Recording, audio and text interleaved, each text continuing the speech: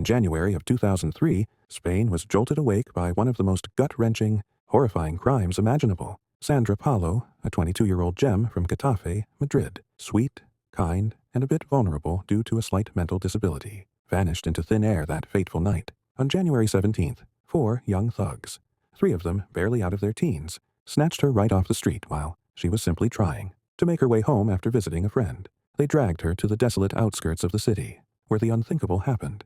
They tortured her, assaulted her, and ultimately stabbed her to death in a horrific frenzy of violence. And as if that wasn't enough to cover their tracks, they burned her body and callously dumped her remains by the roadside like trash. When her body was discovered, the entire country was left reeling in shock and disbelief. The monsters who committed this heinous act were apprehended.